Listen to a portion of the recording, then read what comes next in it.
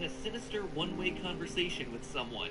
Or something. I don't think I need to spell this one out for you, right? She is clearly talking to William. Glitchtrap. The fact that this conversation requires you to be wearing the mask, which represents her, and holding the rabbit, which represents him, seems to be all the proof that we would need. But now let's look at specifically what they're saying. Based on her saying things like, yes, I have it, I made it myself, you would like it, she seems to be referring to the bunny mask. That is her creation. The voice, William, clearly dictated to her that she needed to create some sort of bunny mask to carry on his tradition of Lapin-themed murder. The line, no one suspects anything, clearly seems to indicate that she's been hiding in plain sight, much like a pizzeria's security guard who's planning to kidnap kids. Or, as I brought up in a previous theory, a game tester who's suddenly been brainwashed by a rogue piece of malware. Which leads us to the other lines about there being no miscommunication, being ready, and not letting him down. Those all seem to indicate that William senses hesitation or fear in the woman about fulfilling on his plan. This is reinforced by the name of this voiced character. On Scott's Voices.com page, where he tends to hire out actors for their various roles in the game, the listing was named Reluctant Follower. So this woman is clearly a devotee of Afton, but she's hesitant. I mean, going so far as to actually kidnap kids and, you know, turn them into remnant soup or something is a lot to ask anyone, honestly. It's also important to note here that the word reluctant doesn't necessarily mean unwilling. I mean, it can, certainly, but in this case, it seems like she's trying to please her master, William Afton, saying things like, I think you would like it, and convincing herself that this will be fun. It's not that William has control over her body and is forcing her to do things, she's just nervous to take that final leap. What this all tells us is that William has been successful in what Tape Girl warned us about. That FNAF VR is a Trojan horse. It's carrying the virus that just his spirit being passed along isn't really important. What matters is that he's suddenly able to enter the minds of its testers. It's why we hear the story of Jeremy throughout those FNAF VR tapes. A man who went crazy and ultimately sliced off his own face. He was probably starting to slip under the control of Glitchtrap, but tried his best to fight back in whatever way he could. That's also why every ending of that game is a bad one. The fact that we need the green bunny to hear this dialogue confirms that all those vague cutscenes at the end of the game are of him escaping. Because without the tapes, Glitchtrap is still disassembled in the game, and this dialogue of a brainwashed devotee isn't possible. But what we're also learning here is that while Glitchtrap is able to invade the mind of a person, he can't fully possess their body. He's limited to only being a voice inside their head. He has to convince them to do his bidding and continue to push them to fulfill their mission. Masked Girl is scared, she's hesitant, she's reluctant, and must be cajoled into acting on William's wishes. She's slowly descending into madness. And wait a minute, why does that sound so familiar? Oh yeah, because it's one of the upcoming projects that Scott's been teasing for the better part of the last year. It's a pretty accurate title for a game where your villain starts as a normal game tester, but then is forced to listen to the voice in her head telling her to kill. It's also worth noting that there's a similar conversation currently hidden in the source code of Scott's website, except here we actually see both sides of the conversation. Stay the course. I will. Focus on my voice. I will. Don't let anyone lead you astray. I won't. Have you selected one? I have. That line of, don't let anyone lead you astray, really stands out. Again, reinforcing this idea that the followers aren't fully under Afton's control, that they could be swayed or saved in some way, just like people in a real cult. It looks like we might be able to save these innocents from Afton's grasp before they commit any sorts of crime this time. And where will those crimes be happening? Well, a few weeks ago, this was the image on Scott's website. Just more cool 80s-tastic FNAF teasers for the new game that's coming out in 2020. But when the full Dreadbear DLC was released, the image got altered slightly to this. Notice those floppy ears? Looks like our new killer might be on the hunt in the mall. Looks like 2020 found itself a new female FNAF killer. And if she's truly working undercover with no one suspecting anything, clearly she must be a mall cop, segueing to a murder scene near Spencer's Gifts. And I would end it there, except we can also figure out her name. Brightening images, digging through source code. That is so FNAF 1.0. At this point, the series is 5 years old. It's matured, and the fan base has matured. And the way that we're able, and perhaps even expected, to dig for clues has gotten significantly more advanced. It's like an arms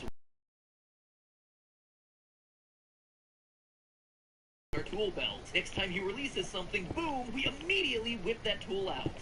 That sounded wrong. Maybe let's not whip out our tools and instead smartly and respectfully remove that tool from our tool belt and apply it to the problem at hand. Let me give you an example of this. Brightening images. The first 1 or 2 times Scott did this, it was completely unique. No developer had ever What really happened? done anything like that before, and as a result, it took a little while to discover his messages. Dunno, After 1 or 2 someone times, now we know it's a trick you can use so no one even bothers to look did at it the image to itself. Smoothie's It's just face straight again. into those contrast sliders. The same thing with looking at source code, the same thing with digging through game files, and on and on. With each one slightly more complicated than the last. And now we've unlocked ourselves a brand new clue-finding technique.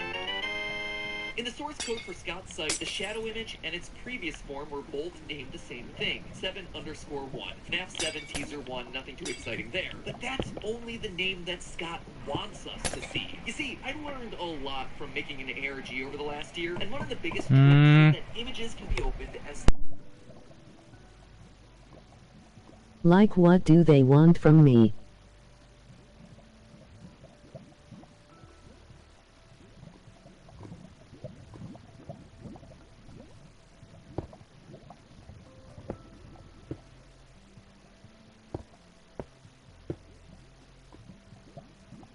layer tools. Anyway, if you open up the first of these 2 Scott Games image files on the site, you see that even though it's I don't know, we don't even know who's 7_1 in doing source it. code, its original file name was Glamrock. You want my secret base? Eat your heart out, Stranger Things, and American Horror Story. It's FNAF's turn to revisit the era of big hair and even bigger shoulder pads. So we know in 2020, in this new game, we're going to be introduced to the Glamrock animatronics. Very cool, gnarly, totally tubular. No, that was a 90s thing. Wicked, I think, was an 80s thing. Anyway, if you open up the new version of the image, Where? the one with the rabbit shadow, we see that the true name of the file has been changed. It's no longer Glamrock Thread Poster. It now reads Shadow of Vanny. So it would seem that Vanny is the new name of our killer. It's an odd one to be sure, but I honestly don't think that's it. If you online, I'll show you. Probably a combination of her real name, Vanessa, and her mask. The White Rabbit, or Bunny, Vanessa Bunny, Vanny. Just like Will Trap and Mike Bot and all the other weird ship names we have in this franchise.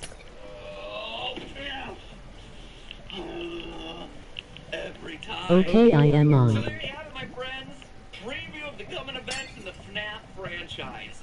The story of Vanny, Vanessa Bunny, a normal person driven into madness by the voice of William Afton talking to her in her head to go out and kill people. KK. She might be the only one right now, but there could be hundreds out there. A cult of Glitch Trap, if you will, following in his bunny toad footsteps. And we know that this is the case based on the fact that Glitch Trap is still seen dancing in the background of that DLC. He is now apparently able to copy himself. It's worth Getting noting to that it that's now. an Easter egg that was left in, actually overwriting an oversized Dreadbear. So you know that this one's intentional, right? It says that Glitch Trap is a copy, and that he's able to copy himself over and over and over again. The cult of Glitch Trap spreads. Now we just have to wait. Not now, Wait for the next Graham. sign of that killer to strike. Maybe it's in the new book series that starts coming out in December. Maybe it's in that new game that Scott's sending us on December 3rd for our big St. Jude charity live stream. Who knows? But me, my friends, and remember, it's all just a theory. A game theory. Thanks for watching. You open and close it by eating. What? Just done. More snaps over. Just things, people, nothing to do with you on the cat. Off the count. Bye. No, Graham, no. With Virgin Media's M125 Go, broadband, Graham. go fast. Go Not right now. fast with our reliable network. Just £27 a month with no setup fee. So why go fast when you can go lightning? Yeah, you keep doing it. Virgin Media. See what you can do.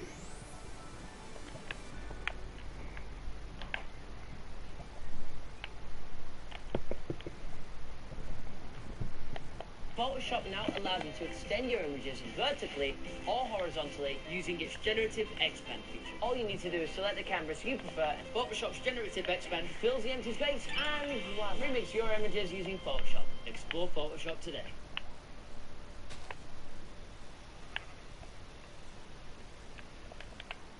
Race you to the ball pit? Hey, that's no fair. I haven't got my shoes off yet.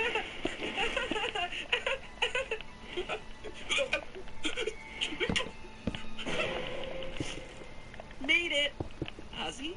Ozzy? Can you help me make a super secret base where no one will find it? Hello, Internet! Because everyone else in the games industry is concentrated on new consoles with all of the teraflops and none of the actual games, Five Nights at Freddy's is over here in the corner doing its own thing and releasing, you know, exciting and interesting stuff. Last year's Help Wanted was a fantastic addition to the series, which keeps updating itself with new and I exciting mean that's lore probably all the time. best There's since that it has no lever or Inspired game anything. coming out later this year. The AR game is something I should probably talk about at some point, since apparently that also has lore implications. And most interestingly of all, we have ourselves the rollout of a new book series, Fazbear Frights. The first one released after Christmas, and before the end of this year, there'll be a total of, let me check my notes, holy mother of Ennard, five installments in a new book series in a year? Ugh, looks like Scott's gone back to his roots of just mass But I am releasing not stuff. gonna Like he take saw the hers. Netflix model of binge watching a show and was like, I want that, but for video games, and apparently books. Jeez, if only mass dropped lore reveals for us to binge understand, we'd all be happier for it. Anyway, the reason I call these books out is that, first off, they're just really good. But you can I have another one. Did every single one. Night of the Living Dummy and Ghost Next Door every day, fam. Well, Fazbear Frights is just a modern version of those, with each book containing 3 short horror stories all set within the FNAF universe. And true to them being a part of the franchise, they aren't afraid to get super bleak. Today's episode is going to go into detail for the first 3, so if you want to read them blind, consider this your spoiler warning. Anyway, to give you a sense of tone, one story ends with a girl finding her severed body parts hidden away in plastic bags, only to then realize that she herself has been piece by piece replaced with a robotic body. In another, a teenage girl's imprisoned and forced to choose the way in which she is gonna die, with options ranging from boiling alive to electrocution to decapitation. She chooses the decap attack. Dear FNAF tubers, I know we were all super worried about Kappa coming in and striking us down, but when we're covering stories like these, I think we're pretty darn safe. But of course, I wouldn't be talking about all this on Game Theory if it wasn't for the lore. These aren't just random horror stories. Each one is connected back to characters and locations that we know from the original games. The girl who makes a wish to be beautiful and then is unknowingly hacked to pieces? Well, the fairy godmother doing the hacking is a red pigtailed clown robot with green eyes. Does that description sound familiar to anyone? What about the girl who opts for decapitation? Well, I mentioned that she's in prison. What I left out was that she's actually trapped in the stomach. Isaac, who did this come here? If anything, I have too many blood. And if all that's too subtle for you, well, the first story outright has a guy in a golden bunny suit taking us to see 6 murdered kids in the back of a Freddy's Pizzeria in the year 1985. Pretty darn direct, but more on that later. These stories matter because they're giving us more information about how the FNAF universe operates, sometimes in very direct ways, like giving us the exact number of murder victims and the dates of their death, and sometimes in more indirect ways, by showing us that this is a canon where a girl can be rebuilt day by day, piece by piece as a human robot. Here, who did the burning letters again? No one, not even herself, realized. I don't know. And so that is what we're covering today. What these stories show us about the FNAF universe, what they confirm, and also what important new details they unlock. Plus, they open up a big theory about the games, one that I actually got wrong late last year, and I'm very excited about now. So with all that said, reader beware, you're in for us. Happy days! You've bought another new bike to add to the collection, but have you stopped to think whether they're all covered? I don't know what that's With about. insurance, you'll get a 50% multi-bike discount, saving you a pretty penny and giving Dare. Oh, and for those of you who've dismissed the stories as non-canon, I wouldn't be too quick to judge these books. Each one of them has this in its official description. Quote, in this volume, horror master Scott Cawthon spins 3 sinister novella-length stories from different corners of his series' canon. Pear had too much fun. Canon, you say. Sounds to me like some stories are going to be more aligned with the trilogy of books, some more so with the canon of games, but still, all of them existing within the canon itself. So absolutely absolutely worth our time to investigate. The first story actually has a lot to cover, so I'm gonna just save that one for last and instead start with the second, To Be Beautiful. In it, Sarah, a 14-year-old girl, rescues a red pigtailed clown animatronic from the trunk of a car that she finds in the scrapyard. Grateful to be saved, the robot, who calls herself Eleanor, but is probably better described as Giraffe Baby based on the cut illustrations from the book, says that she'll grant any wish. Sarah wishes to be beautiful, and Baby, like a twisted fairy godmother, makes it happen by putting Sarah to sleep every night and hacking off sections of her body while she's unconscious, replacing them with robotic junk. Quote, Sarah looked at the floor. One bag contained a human leg, another a human arm. Blood pooled in the bottoms of the bags, but the limbs had been severed neatly, as if in a surgical amputation. Another bag, stuffed with bloody snake-like entrails and what appeared to be a liver, slid from the cabinet shelf and landed on the floor with a wet splat. Hey, if pizzerias never work out for you, baby, Beverly Hills plastic surgeon is a great backup career. The only stipulation is that Sarah must wear a special necklace to keep the illusion alive. When the necklace inevitably falls off, Sarah's new junk body is exposed and falls apart. She dies, surrounded by her own severed body parts as she's forced to watch Baby walk out into the world, having stolen her old look and identity. Quote again. I made your wish come true, Sarah. And in return, Eleanor laughed again. She jerked and shook, her silver finish turning the pinkish shade of Caucasian skin. In a matter of moments, she was a dead ringer for Sarah. Well, you certainly made my wishes come true. Great story to read to the kids at night, by the way. Good night, sleep tight, don't let the shape-shifting robot slice off your face and steal it. Anyway, as I mentioned before, Sarah's extreme makeover confirms that in the FNAF canon, humans can be partly or fully robotic without ever knowing it. We've seen it before in the original trilogy of books, where the Fourth Closet revealed that protagonist Charlie was a highly advanced robot, and we're seeing it again happen here. A normal human Sarah unknowingly being remade into a robot. The fact that this is now a recurring element of the series goes to support the idea that Michael, the crying child of FNAF 4, after getting bitten, could have been put back together in a much more literal way than any of us were expecting all those years ago. He was put together as a machine. He grew up without knowing it and was only able to figure it all out once he miraculously survived being scooped at the end of Sister Location. Something is wrong with me. I should be dead, but I'm not. Does this little short story outright confirm any of it? No, certainly not, but third time is a charm, Michael. The third story about a girl named Millie trapped inside Funtime Freddy's stomach doesn't really tell us a whole lot, but instead it just confirms what we already suspected, that the Funtime robots were designed to be large enough to capture kids, and either kill them off or transport them to underground testing facilities. Moving on to the end of the book, there's a little teaser, like a Marvel movie but with 100% less Nick Fury, where we get a preview of a seemingly new monster. Two cops are discussing a hooded figure raiding the neighborhood's dumpsters. They call it the Stitch Raid. Quote, the Stitch Raid, witnesses said, was a shrouded figure in some sort of cloak. The detective squinted at a picture that showed the figure pulling what seemed to be a mannequin's torso from the dumpster. The face wasn't a face. Not a human face, anyway. It looked more like a mask. The face was round, and its features were drawn onto the curved white surface. It had dark eyes, one of which looked blackened, with those blood stains around the mouth.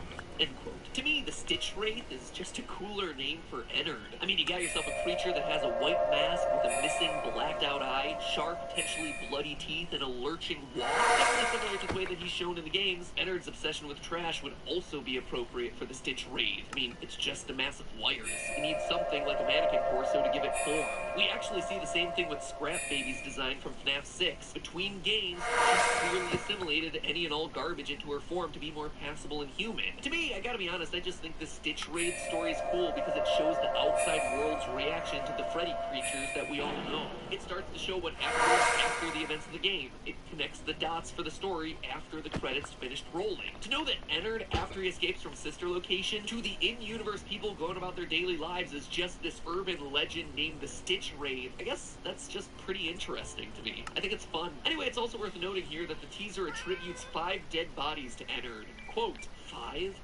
withered bodies with eyes that bled black down the sides of the face, end quote. So it appears that Ennard, after leaving Michael's body, tried to skin suit 5 or so other people. Notice that it says withered bodies. These are bodies that have clearly decayed, just like we saw with Michael's at the end of Sister Location. And the mode of death, them crying black, it's just the body leaking oil. Can I get rid of the letters? Another skin suit to possess. So that's pretty much much everything else. The But what I really letters? want to focus on now and in the follow-up mini-theory is the first story of the Sponge. The story where the book gets its name, Into the Pit. In it, a video game-loving, anime-obsessed 10-year-old boy named Oswald is forced to spend most of his summer in an old, run-down restaurant named Jeff's Pizza. One day, wanting to pull a prank on his father, he finds himself in a, wait for this, time-traveling ball pit that takes him to 1985. I wanna make an actual Six war thing murders there that just instead. happened at Freddy Fazbear's Pizzeria. Quote, Okay. when the smell of pizza hit Oswald's nose, he understood. He was still in Jeff's Pizza, or more accurately, what Jeff's Pizza had been before Jeff took over. The ball pit was new and not roped off. On the wall was a mural of the same characters performing on stage: the brown bear, the blue rabbit, and the bird girl. Below their faces were the words Freddy Fazbear's Pizza. He even caught sight of a calendar hanging in an open office that helped him pinpoint the date, 1985. End quote. Way to take the mystery out of it there, guys. I was all ready to cross-reference all the arcade cabinets that you saw in the pizzeria and the allusions to the Smurfs and other popular media at the time to find the date, but you just had to go and take that all away from me. Thanks for saving me the research, I guess, but no thanks for taking away my deserved YouTube watch minutes. And here's the first big mind blow of this book series. First, because I think there are actually two in this one story. In this story, we get ourselves clear, indisputable evidence that in 1985, 6 kids were killed. Quote, the rabbit stopped in front of a door with a sign reading party room. Half a dozen kids, none of them older than Oswald, their lifeless bodies propped into sitting positions. Their I legs am stretched trying out to make a from new them. base, They but were it is aware not Freddy letting me Fazbear use was TNT. Yes. Oswald couldn't tell how Yeah, they TNT died. is disabled. He knew the rabbit was responsible for it. That the rabbit had wanted him to see his handiwork. End quote. On one hand, it's incredible to finally get ourselves a date and a firm number of dead children. Get ready to change your Facebook status because it is complicated. You see, 1985 Crap. has never once been an important date in the series. 1983? Absolutely, that's FNAF 4. 1987? You betcha, that's FNAF 2. We've got ourselves 80s representation everywhere. Mullets and Oingo Boingo for days, but never, not once, has there ever been a mention of 1985. And while it might be easy to immediately write that off as a typo or some non-canon Be careful. event, it's definitely not. Far from it. In fact, for as wacko as it seems, this time-traveling ball pit from a short story and a spin-off series of books takes Oswald back to a pizzeria that we've never seen before, but one that we have absolutely known to have existed since the second game in this series. As proof, let me pull up a clip from my second ever episode on FNAF, back when Purple Guy was actually Phone Guy. Those were the days. Every Way to Sunday, this game is a prequel. Posters everywhere in Five Nights 2 welcome you to this new location, implying that there was another Freddy Fazbear's Pizza somewhere before this one. Additionally, the Phone Guy makes reference to it on night 1, mentioning the old location and how it was left to rot. So let me recap. There's the restaurant from the first game, which is the last in the timeline. The one that you're currently working at in 1987 in Five Nights 2, an older location of Freddy Fazbear's Pizzeria left to rot, and the original Fredbear's Diner. In FNAF 2, we're presented with newspaper clippings that outright says that this location is having a grand reopening. But we knew, even way back then, 5 years ago, that the events of FNAF 1 took place after FNAF 2. It was a prequel sequel, so there had to have been a Freddy Fazbear's Pizza that existed prior to FNAF 2 that got the franchise shut down in the first place. We also know that it wasn't Fredbear's Family Diner because Phone Guy calls that restaurant out separately. Hello and welcome to your new summer job at the new and improved Freddy Fazbear's Pizza. We're going to try to contact the original restaurant owner. I think the name of the place was Fredbear's Family Diner or something like that. So in this one random little scene from Fazbear Frights, we uncover a pivotal piece of the timeline that's been missing for the last 5 years. A mystery pizzeria that's been gone since the very beginning of this franchise. A pizzeria that looks to be home to the first 6 actual murders of the Fazbear story. In fact, I can actually do you one better. I believe this to be the 6 dead kids that we end up reuniting in the Happiest Day minigame from FNAF 3. Notice that detail about all of them wearing party hats. These were kids all taken from the same party. And the Happiest Day minigame from FNAF 3 has us reuniting them to finally finish the birthday party that got prematurely and gruesomely cut short. This is huge information here, guys! However, true to form, as it always is with this story, not everything lines up. With this being chronologically the earliest set of murders that we see at a pizzeria set before 1987, then we should be seeing the animatronics get possessed here. It's something that we've never actually seen in the games. This should be the missing children's incident, where the victims' bodies are shoved into the suits never to be found. But it's clearly not. The book makes it very obvious that these bodies were clearly out and visible. Quote again, there were noises, but not the usual ones of Freddy Fazbear's. Screams, crying children, yells for help, chaos. Oswald's stomach in knots, he moved through the crowd, past crying mothers running with their toddlers in their arms, past dads grasping children's hands and leading them swiftly towards the exit, their faces masks of shock. End quote.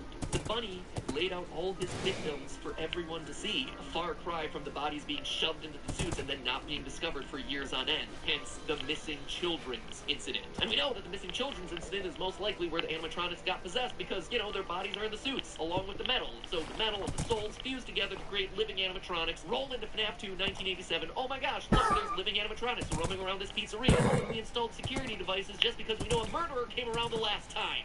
There's a reason I stopped talking about the timeline of these things. Additionally, there are 6 children dead, and the missing children's incident only had itself 5. That, in and of itself, would be okay, right? Since FNAF 6, 6 children has always been the magic number. It's weird to mention a magic number when talking about murdered children, but you know what? This series desensitizes you to a lot. Our list is Susie, Fritz, Gabriel, Jeremy, Cassidy, and Charlotte. The core 4 animatronics, Golden Freddy, and the puppet. 6. The problem is, Charlotte the puppet always seems to have a separate death outside of the building, outside of the realm of the other 5 children. So having her suddenly lined up with all the rest of the kids at the same time just doesn't make a whole heck of a lot of sense. I don't know. Maybe I just need to think on it more because everything else lines up. We have ourselves a golden bunny leading kids down a hallway in the back room, just like those original newspaper clippings described. He's also very clearly visible, which means he'd likely be taken into custody. Again, just like those original newspaper clippings describe. As it always is with the series, so many items line up, but there's just 1 or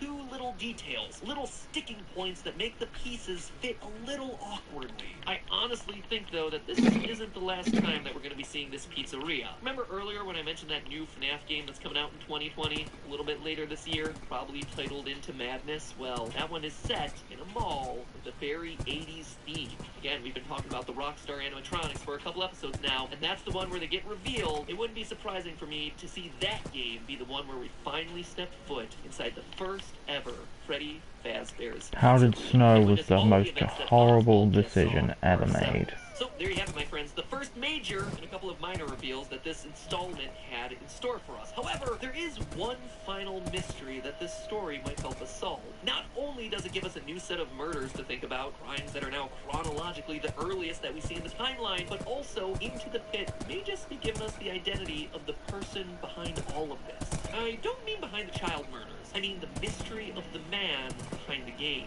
What do I mean by that? And what evidence do I have to prove it? Well, that, my friends, is a theory unto itself for next week. So in the meantime, subscribe, ring the bell, and most importantly, remember, it's all just a theory. A game theory. Thanks for sticking around to the end. I know these FNAF episodes tend to dive pretty deep sometimes, but even after all the games and books and shades of purple, I gotta say I still find them fun. That said, if this episode leaves you wanting more, well, you can always dive into the books themselves with the help of today's sponsor, Audible.com. Because Audible is an audiobook service, you can literally play FNAF games while you listen to the latest FNAF books in the series. It's like the ultimate fun zone for your mind. Audible has an awesome selection of FNAF books just waiting for you to listen, including that brand new Fazbear Fright series. Look, Into the Pit, it is right there ready to tickle your eardrums for free during a trial month with Audible. Using the link audible.com/MattPat, M-A-T-P-A-T, or heck, if you're on a mobile device, text MattPat, M-A-T-P-A-T, to 500-500. You can also already pre-order Fetch, Book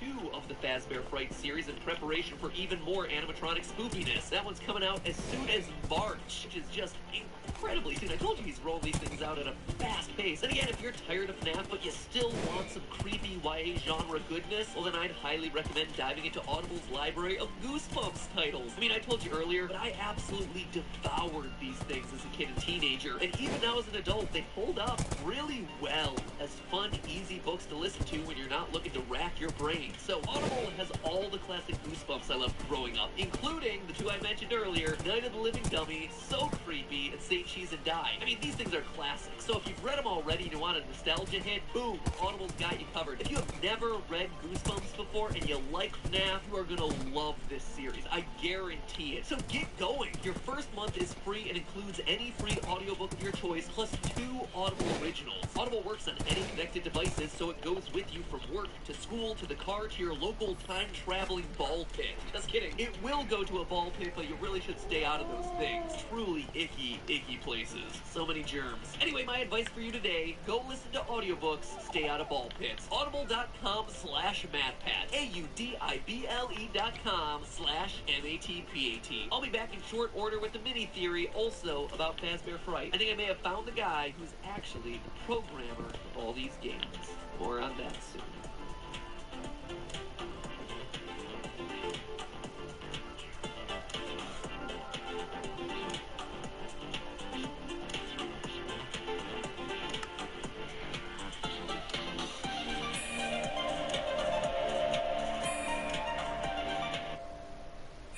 Did you catch all of our announcements at our Jetpack Compose and Form Factors? Let me help you catch up.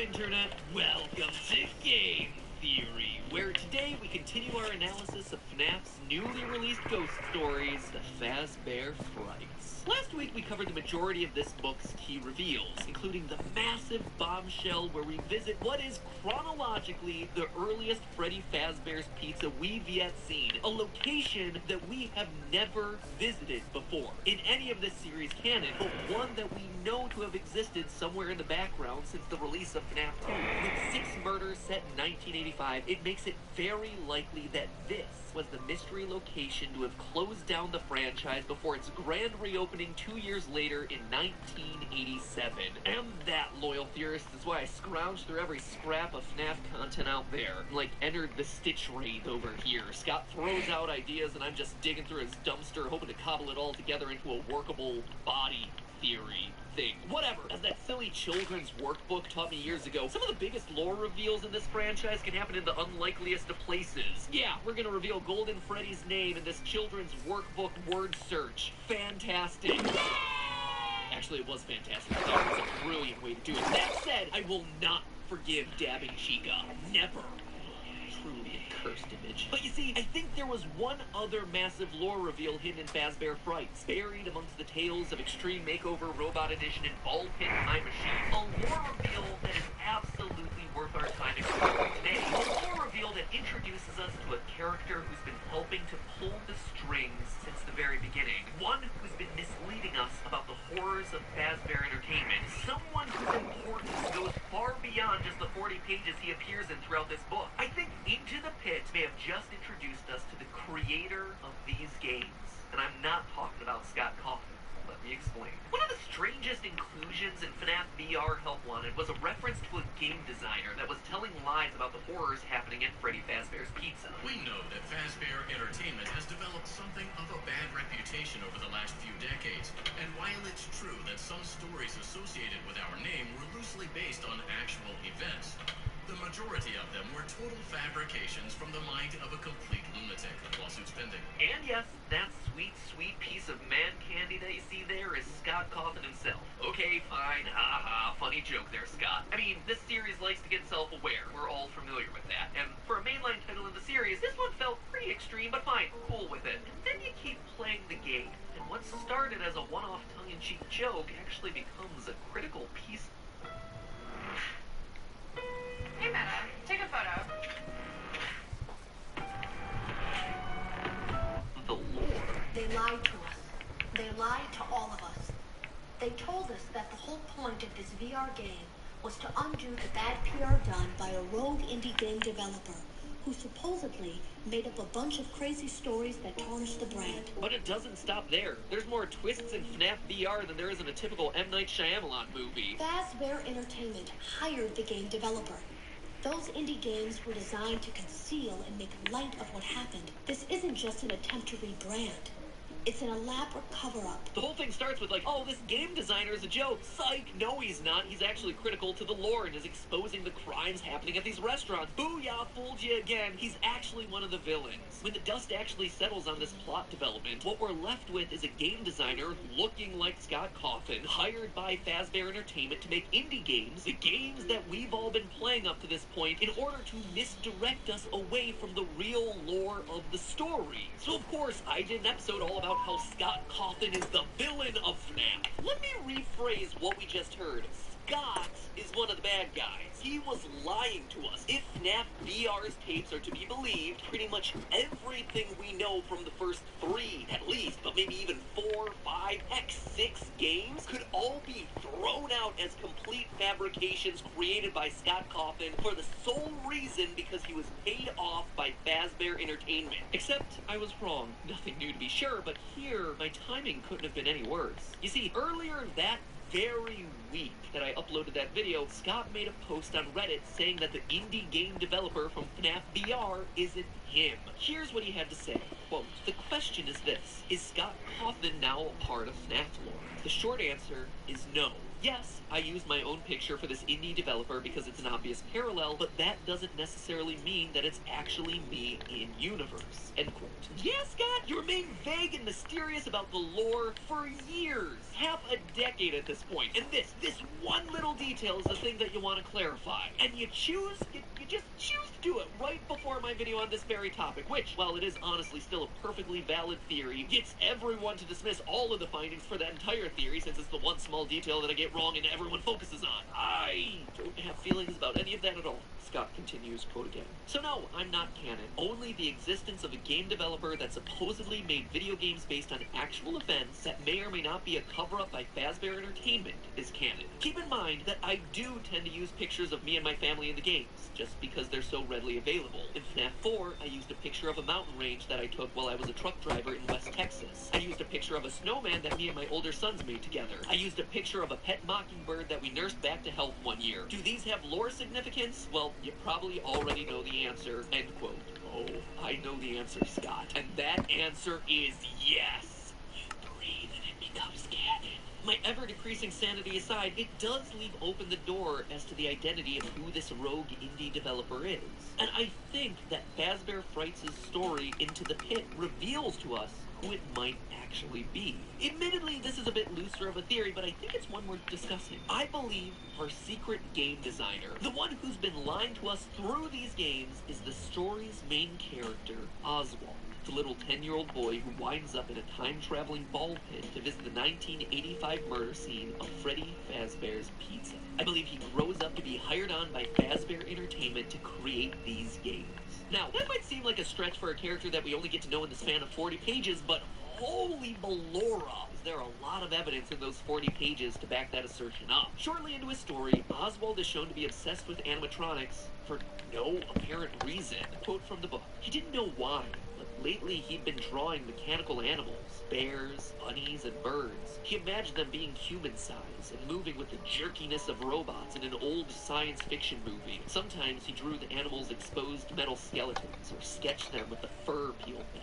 It was a creepy effect, like seeing a person's skull peeking out from beneath the skin. End quote. Now mind you, this is without him ever having a connection to animatronics. Heck, he doesn't have a connection to the pizzeria at this point in the story. He has never been there. Nothing. This is just him naturally choosing to draw these oddly specific things without any outside references or influences. So already this boy seems to have himself a strange connection to the FNAF lore, or is just a psychopath in training, but there's more. For such a short story, Into the Pit takes a lot of time to establish Oswald as a fan of video games, B-grade Japanese movies, and manga. A lot of time for a 40-page story. We hear about him listening to video game soundtracks. We witness the debates that he has with his father over cheesy Toho-style Godzilla monsters. How funny he finds the actors' lips not matching up with the dubbed-in words in those sorts of movies. He visits the library and we hear about his enthusiasm for the latest manga installment. Now, the connection to video games is pretty obvious here, right? If he likes video games, well, there's a chance that he'd want to grow up to be a designer of video games himself. But it's his connection to old, cheesy Japanese films and manga that really got my ears turning. Think back to Ultimate Custom Night. At various point thresholds in that game, you would unlock the Bear of Vengeance cutscenes. Each one clearly inspired by those old, poorly dubbed Japanese samurai movies. The art style clearly riffing on classic anime and manga animation. The mysterious designer of the FNAF games, who presumably made Ultimate Custom Night, would need to be a fan of this style of storytelling to want it incorporated into his work. And here we have ourselves Oswald, a person who exists in this universe, whose limited characterization is spent establishing him as a fan of exactly this type of storytelling. Speaking of limited characterization, it's a minor connection, but a key point of the story is how money-strapped Ozzy and his family are. The reason he spends so much of his time in the library and the pizzeria is that they're both cheap forms of entertainment during the day, while his family works over the summer. If Oswald were to grow up and end up designing the FNAF games, well, it would actually be a somewhat similar story arc to Scott Cawthon himself. As his story goes, Scott was a struggling game designer. He was making minimum wage during the day as a Dollar General store clerk and working on his games at night, with none of them going anywhere, many of them being poorly received. The first Freddy's game was the one where all of his years of hard work and grinding finally paid off. There's obviously a lot more to that story, but suffice it to say, Oswald seems to be a character after Scott's own heart, coming from modest means, a fan of nerd culture. So to see Ozzy be the in-universe programmer of these games, to be Scott's literal in-universe stand-in for himself, well, it doesn't seem like that much of a stretch. But okay, saying our designer was this kid who draws spooky animatronics, comes from a low to modest income family, story similar to Scott, and likes the video games and anime is still a bit of a stretch, right? Describes like 90% of kids. Okay, well, maybe not all kids have a psychic connection with a decades-old murder restaurant, but the rest of it, sure, pretty generic kid. Here's the thing though, we're not just talking about Oswald's character traits here. If you look at Ozzy's experience with the Fazbear restaurant in this story, you could see where he'd be inspired to include certain game elements that we ourselves relate to. The first and most obvious is Jeff, the current owner of Jeff's Pizzeria, the pizzeria that took over the abandoned Freddy Fazbear's and Oswald's time. He's described in the book like this, quote, Jeff was creepy too. He looked 100 years old, but was probably just 30, with those heavy-lidded, bloodshot eyes, the stained apron, and the slow speech and movement. He was like a zombie pizza chef, end quote. Slow movements, bloodshot eyes, zombie pizza chef with a red-stained apron. It sounds like it could very well be the inspiration behind an undead murderer in a pizzeria who refuses to die, or a walking purple zombie that haunts the streets of the town. Remember, the game designer hired on by Fazbear Entertainment was tasked to lie about and make light of the murders in the Freddy restaurants. So what we see in the games would likely be a mix of reality and fiction. Oswald could very well be pulling from his real-life experiences. I mean, the names of people Oswald encounters also have themselves an uncanny similarity in the game. Ozzy's best friend from the past is named Mike, a Mike who outright says this, quote, you know, when I was little, I loved Freddy Fazbear's band. I even had a stuffed Freddy I used to sleep with. You want to see all my friends at once?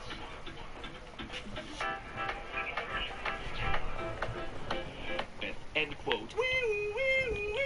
Sorry, that's the lore connection alarm. It goes off anytime someone makes a passing reference to FNAF 4. In that same conversation, Mike also reveals that he has himself a sister. Sorry, again. And then they also talk about how creepy clowns and dolls are.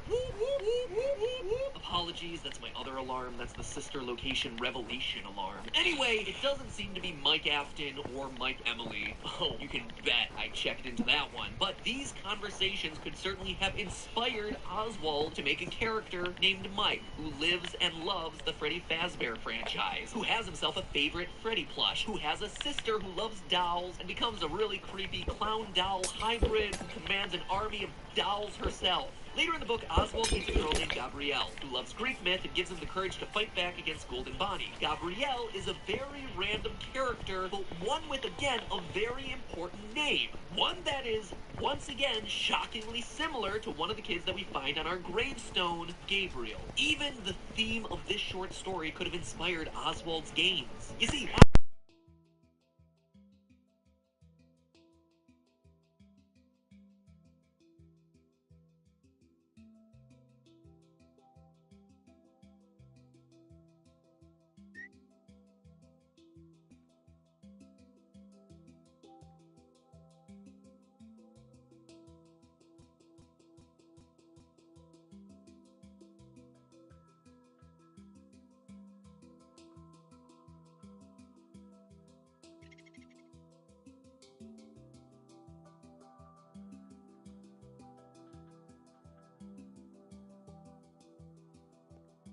You still here?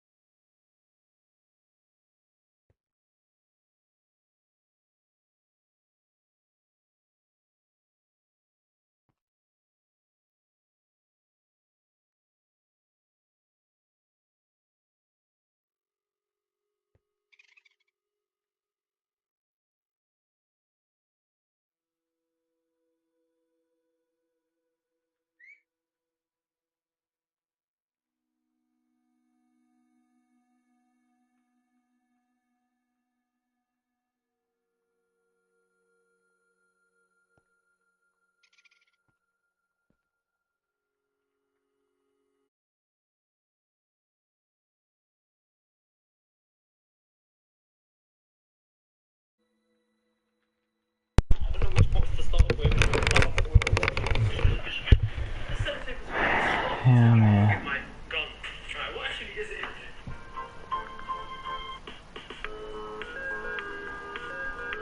What? Did we just become best friends? Yup. Do you want to go do karate in the garage? Yup. What? Did we just become best friends? Yup. Do you want to go do karate in the garage? Yup. What? Did we just become best friends? Yup. Do you want to go do karate in the garage? Dad gets sucked into the time travel pit by Golden Bonnie. And not just sucked in, he's replaced. Suddenly, everywhere his dad should be, Ozzy instead sees the silent, staring Golden Bonnie stalking him, watching him. Ozzy is the only one who sees it too. Everyone else just sees his father like normal. Actually a really creepy, disturbing piece of imagery. One that gets Ozzy to question his own sanity. But it's also one that directly ties back to the core motif of the game.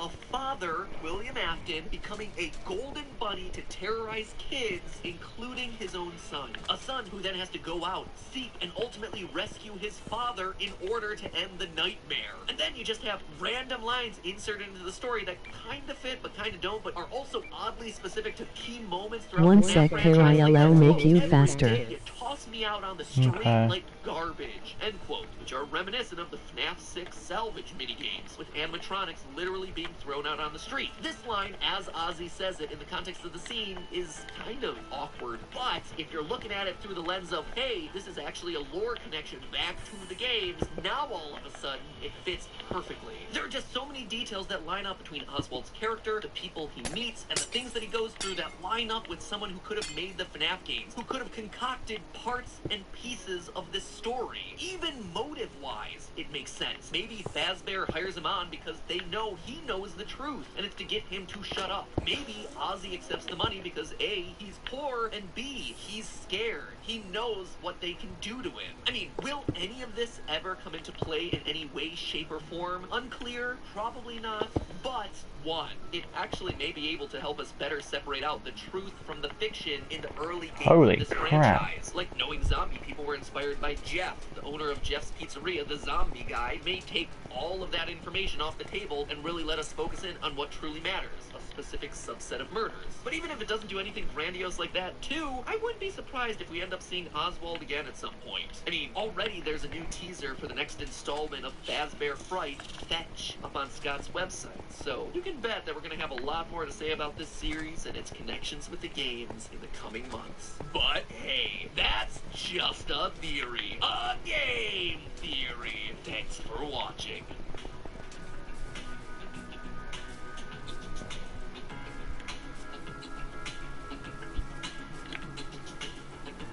Here I can make you even faster.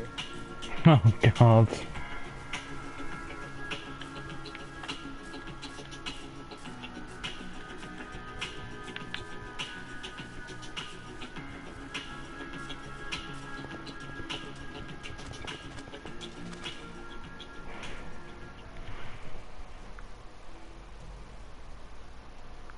Home. It's finding your style and knowing it's made to last. Because you don't just furnish a home, you grow one. Oak Furniture. Game series. Book series. Help wanted. New book series. Oh, come on. Fine. Phone guy. Phone dude. Purple guy. Orange dude. Didn't you just... fine. Wild card. Change the category. Timeline. Bite of 87. Chomp of 83. Party of 85. Wait, but... Time traveling ball pit. You can't just... Reverse. Oh, yeah? Reverse. Reverse. Reverse. Reverse. Reverse. Reverse. Reverse.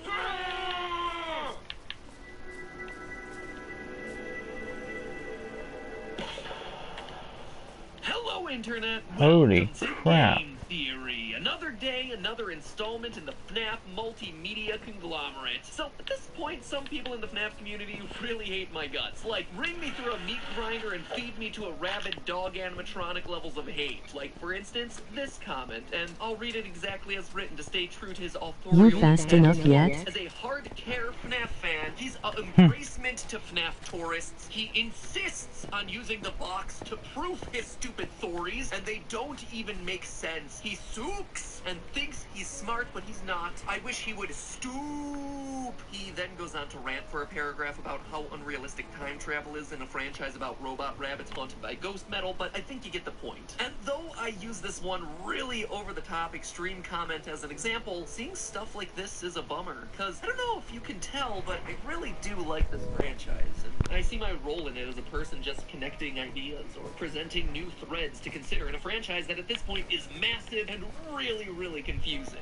But his comment does bring up some, how did he put it? The box to proof my theories. Here's the thing, friends. I think this is something that both sides could use as a reminder. Both my FNAF Theory followers and my FNAF Theory haters. There is a difference between canonicity and continuity. And I think a lot of the times in these sorts of discussions, they get confused with each other. Something being listed as canon just means that it's official. It is blessed by the person who is overseeing the rules of the universe. It is self-consistent within the boundaries of that fictional world. On the other hand, a continuity, at least as I'm referring to it here, is a timeline of events. A continuous story thread where one event leads to the next that leads to the next. Take Star Wars as an example. Rey having magic healing powers in Rise of Skywalker, or Leia flying around like Mary Poppins in The Last Jedi. Because they're appearing in official works of the franchise, those powers thereby get the green light as being canonical powers of the Force in the overall Star Wars universe. The problems people have with them, though, is that they don't fit in cleanly with the continuity that was previously established. If Force healing is in fact a thing, then why hasn't it been used to save literally anyone before this point in the series? Tell you what, it would have been really handy for old Qui-Gon Jinn over there in episode 1, but the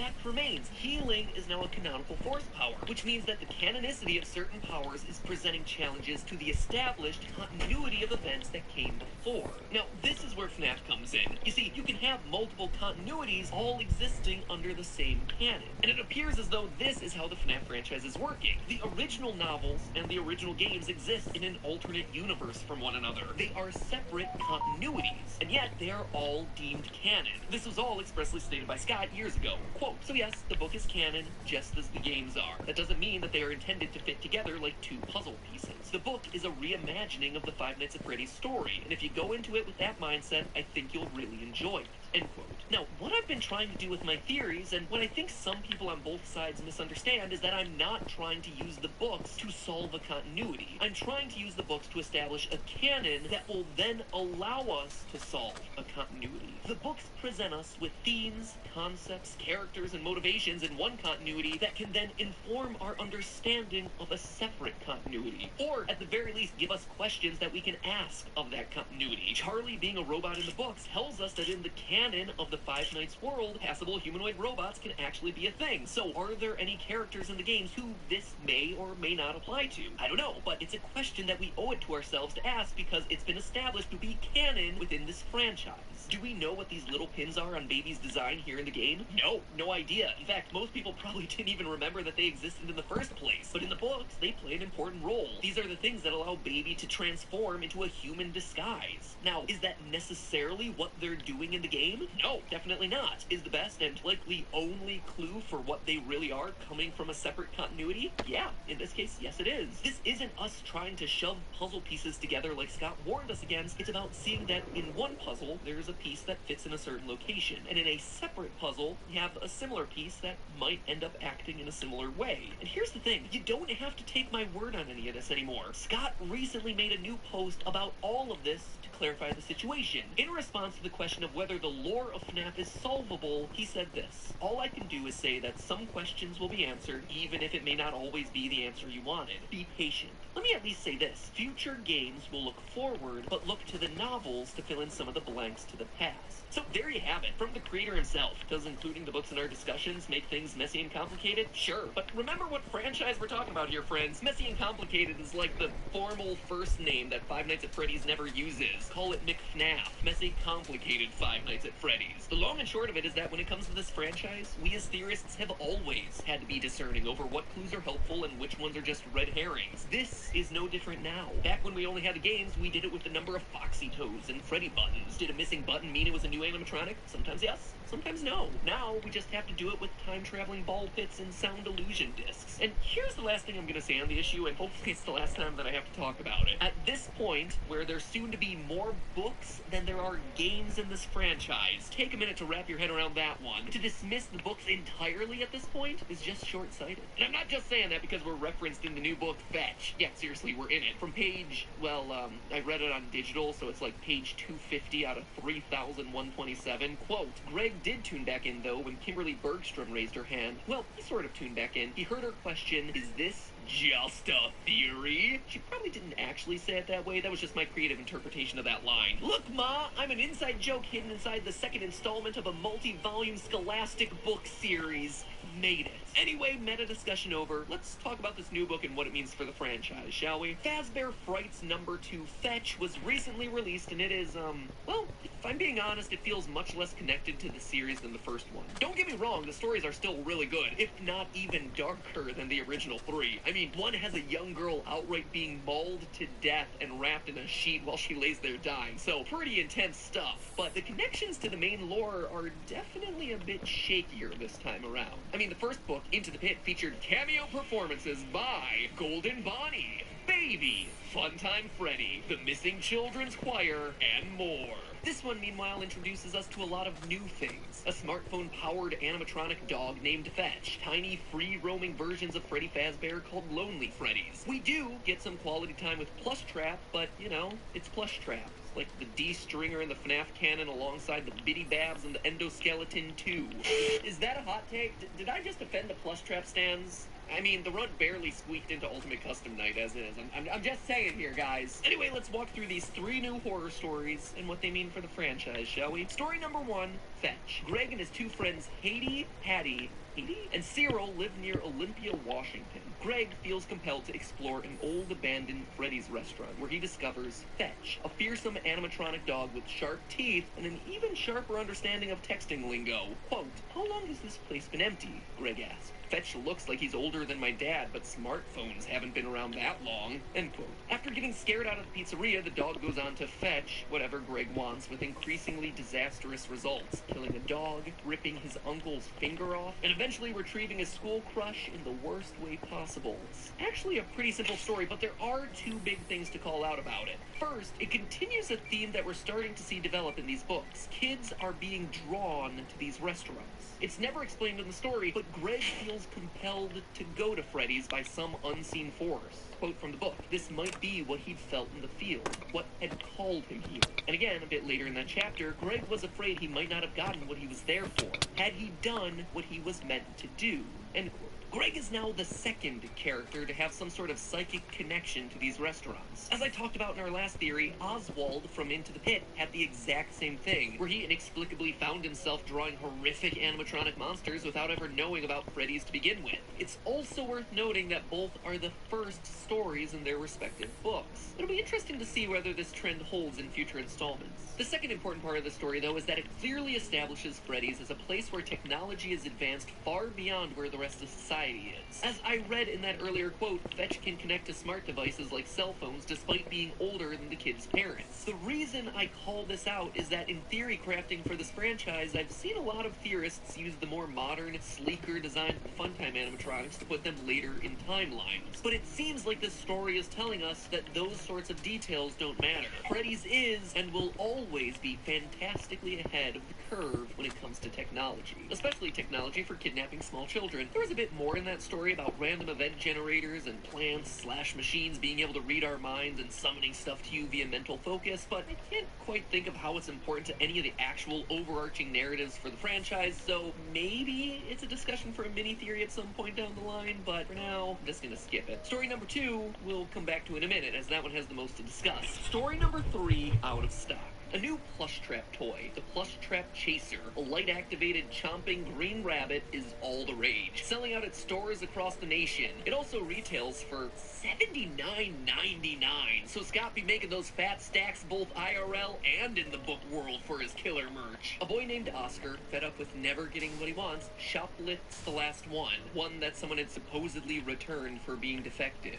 Quote, is it just me, or do the teeth look wrong? Isaac pointed at the straight, slightly yellow, human-looking teeth that were visible through Plushtrap's partly opened mouth. And what's with the eyes? He reached out and poked one of the cloudy green eyes. Ew. He whipped his hand back and flicked his finger. It's squishy. End quote. After a few days of it doing nothing, the plush trap suddenly activates and terrorizes Oscar and his friends, chomping through the house's doors and garages just trying to bite them. Their only protection is that plush trap freezes in the light. Quote again, he was turning the box over and over in his hands, and there in bold letters was a critical detail. Walks in the dark, freezes in the light. End quote. A few hours and a comedic number of faulty flashlights later, the boys destroy the monster at last by luring it in front of an oncoming train. A few things to call out here in this story. First and most obviously, it explains Plush Trap's behavior in FNAF 4. He really is just a haunted toy that goes on a rampage and is stopped by the power of flashlights. So it's cool to make that lore connection with Plush Trap's original minigame. We also know, based on the story, that Plush Trap apparently has the ability to mimic voices. He has a speaker system built in under his fur and is able to mimic the voices of Oscar's mother and friends. Now, this is a really interesting detail because up until this point, the only voice mimics in the franchise have been the Funtime animatronics, with their built-in systems intended to lure children away from their parents so that they could be grabbed. This suggests the possibility that Plush Trap was either a prototype for those larger models testing out the voice mimicry software, or was himself a Funtime-era animatronic. Whereas up until this point, all us theorists have classified him alongside the other nightmares from FNAF 4. But the last and most important thing to call out, though, is the fusion of human parts and animatronic parts. The story makes it very clear that the Plush Trap Oscar runs away with has both human eyes and teeth. Quote from the book. Raj turned to Oscar. You managed to steal us the only Plush Trap chaser that looks like a half-human hybrid. End quote. Now, this idea of a half-robot, half-human animatronic is a completely new concept for this series. But is it? You see, in FNAF 4, we had ourselves Nightmare, the black, transparent, spooky bear that, if you looked closely enough, had a human brain in its head as a part of its design. A detail that pretty much all of us dismissed. I mean, all of us glossed over Nightmare in general is just like the embodiment of death. The game's Grim Reaper as the crying child slowly flatlines in his hospital bed, or, you know, just a figment of the boy's haunted imagination. But with this context from Fazbear Fright, could Nightmare have actually been a real experiment? Was William Afton in his quest for immortality, or Henry in his quest for more lifelike robots, testing the human brain's ability to survive in and operate an animatronic body? This would make Nightmare the literal Frankenstein's monster for family entertainment dining. And even though I say that jokingly, it's also something that appears in the Curse of Dreadbear DLC for FNAF Help Wanted, where we actively program a brain and insert it into Dreadbear's head before Hand Unit tells us this. Well done. It's time to introduce the creature to the kids for focus testing and troubleshooting. We know, based on the original trilogy of books, that Afton was obsessed with recreating living metal just like those original haunted animatronics. I see Nightmare, Dreadbear, and this Plush Trap all as potential experiments looking to do exactly that. Lastly, we come to story number 2, Lonely Freddy. My personal favorite of the bunch. In this one, we have rebellious teen Alec looking to expose his goody two-shoes sister Hazel for the fraud that she really is. Alec, in this story, is actually a really tragic character. He's a teen who acts out because he's ignored by his parents. And the main reason he's trying to bring down his sister is because she is always the one who gets the attention. The two of them inexplicably team up to torment their parents in the lead up to Hazel's birthday party at Freddy Fazbear's, with Alec planning on double-crossing her the day of the party. When the day arrives, Alec's plan backfires. It's revealed that Hazel is truly just that pure and good of a person. It's been Alec who's been the jerk, pushing everyone around him away, thinking himself as the victim when he was actually making himself into the victim. With the parents just trying to cater to his needs and Hazel just wanting a brother who liked her, Alec runs off, ashamed of his actions, and hides in the storage closet. Just as he starts to make a promise to change for the better, he meets with a short little lonely Freddy, free-roaming 2-foot doll made to entertain kids that are ignored or forgotten about at parties. But things are never quite what they seem in Freddy Fazbear's Pizza. The cute little bear hypnotizes Alec and then body swaps with him, imprisoning Alec's consciousness inside the tiny bear body. Quote from that moment, there, sitting across the table from his sister and his parents, was Alec. It was the same rumpled t-shirt he'd thrown on that morning before the party, the same ripped jeans, the same unruly golden curls, like green eyes. Hey, Alex said, the voice in his head quiet at first, but quickly it was screaming, hey, that's not me! That's not me! His eyes, his stolen green eyes and his stolen body gleamed at Alex. And then, fake Alec smile.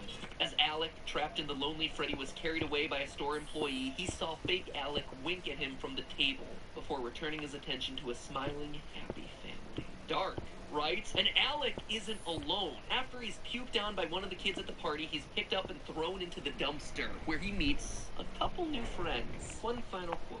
His fall was broken by dozens of plush bears that looked exactly like him. Dozens of discarded Lonely Freddys. Help! Alec thought he heard himself say. Pretty soon it was every bear in the bin, their thin, muted screams for help swallowed by the metal and darkness that entombed them. Alec and his new friends, dozens of the lonely ones. Ah, what a great closing line for that story. It is so heartbreaking to see this misguided kid suddenly learn to love his family, only to have his chance at redemption ripped away by these animatronics. It is so sad as a story. But here's the thing, for as sad as it is, this story carries over yet another recurring theme that we're seeing develop in these books, that animatronics are stealing the identities of kids. In the first book, we have the story To Be Beautiful, where Baby steals the looks and identity of a girl named Eleanor. Here, we have ourselves another robot AI, this one housed inside the Lonely Freddy module, stealing the body of Alec. This, to me, is right in alignment with what we've been expecting from Vanny in the new FNAF game that's slated for release later this year. Remember, in FNAF VR, we hear the story of Jeremy, how he cuts off his own face in an attempt to reject the system taking control of his brain. And when we beat that game, it ends with Glitchtrap basically locking us away and taking over our body. We let him escape through us. But what we thought was happening on a small scale, one person getting taken over in one game, instead appears to be happening to kids in pizzerias everywhere. It's further evidence supporting this theory that I did on FNAF VR, where the story from this point forward is basically Afton creating an army, a cult, a bunch of brainwashed, or more accurately, body-swapped people hiding in public, hiding in plain sight, taking over bodies one by one. Kinda makes you wonder what FNAF 2020's got up its sleeve, right? But before we look forward, we actually have to look backward. You see, there's one last topic I'd like to explore with this final story, but it's a doozy. It's the parallels that this story has with FNAF 4. In fact, I believe that the Lonely Freddy story is helping us to solve what is one of the longest-standing mysteries in this franchise, and also one of the strangest inclusions that we've never really had a solid answer for to begin with. And that, my friends, is the true story of Psychic Friend Fredbear. He's here, he's there, he's everywhere. Who you gonna call? Psychic Friend Fredbear. But in order to tell you why, I'm gonna need a bit more time. So until then, my friends, there's only one last thing to say. Do you want to save money on pizza? Yeah, that's right. All this Freddy Fazbear talk has gotten me hungry for a nice old slice of pizza. Luckily, restaurants and food delivery are considered to be essential businesses right now. The wise graybeard is here. Yourself a steam and slice delivered right to your door by a service like... He's your buddy. When your brother is a jerk, he's your pal. When your dad is off at work, he will leave you when you go get a bite. At least until the 6th night. He's here, he's there, he's everywhere. Who you gonna call? Psychic Friend Fredbear. He's a flower, for reasons still unknown, and he stalks you.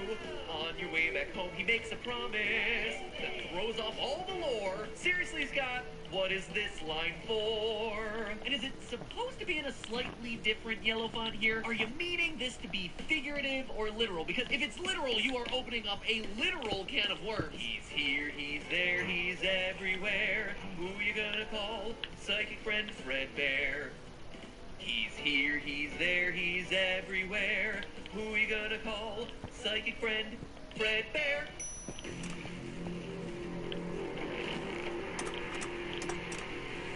Hello, Internet. Welcome to Game Theory, where I start off today with a disclaimer. Warning, in entering this video, and honestly all of my theories, you are entering a zone of speculation, where any idea is valid for consideration in the hopes that it solves more problems than it creates, answers more questions than it raises, or ties together dangling pieces of evidence in a narratively satisfying way. Am I trying to solve the lore? Yes. Am I doing it by I am gearing up to build a second village in my survival world. Specific details way too closely, and more often than not drawing connections between concepts that probably aren't connected at all? Absolutely yes. Side effects of entering the theory zone may include a blown mind, total and utter confusion, a deeper appreciation of your favorite franchises, fun stories to share with friends, a head full of random factoids that will at no point aid you in life, and disillusionment about human existence and our own place in the universe. Enter at your own risk. Disclaimers aside, theory crafting is a tricky needle to thread. A good theory is one that has enough evidence to support it, but not so much evidence that it's basically a known fact. It requires extrapolation, thinking beyond just the stuff that we're given, but not so far past that you're overreaching or making baseless claims. And all of that while still maintaining a satisfying story. A story that stays true to the franchise that you're talking about while not being afraid to take that known story in new, often riskier directions. In a lot of ways, theory crafting is like writing fan fiction, just, you know, with more evidence and less aggressive cuddling. A lot less aggressive cuddling than some of the fan fictions I've been exposed to over the years. Anyway, the reason that I say all of this right now is that today's theory is... how do I put it? It's one of the stretchier ones. Like, there are some theories that are rock solid. There's some really strong evidence in the game, and it's supported by stuff that's been said by the developers or creators. Then there are others that require a bit more creative license, where the connections are there, but they might require you to squint a little bit, or just, you know, have fun with it and go along for the ride. And this episode is one of those theories, because today we're once again diving into the world of Fetch, Book 2 of the Fazbear Fright series. You see, last time I mentioned this, Fetch was recently released, and it is, well, if I'm being honest, it feels much less connected to the series than the first one. The connections to the main lore are definitely a bit shakier. This one, meanwhile, introduces us to a lot of new things. A smartphone-powered animatronic dog named Fetch. Tiny, free-roaming versions of Freddy Fazbear called Lonely Freddy. And that felt weird to me. Every story of the first book felt very connected to established characters, from Golden Bunny suits to shape-shifting baby to Funtime Freddy. So why was this one, the second book, doing so many new things? It felt like a pretty extreme tonal shift, especially considering Scott had just posted about how these books would fill in some of the blanks from the past. So then I thought about it. And I considered what blanks from the past this odd collection of stories might be trying to fill. Something clicked. I think that there's a chance that one of the new I gotta go. book is actually something Give me a minute! for a long time. An odd I gotta go. character that's confused us and stymied our theories for years. Right, I'll see you all soon.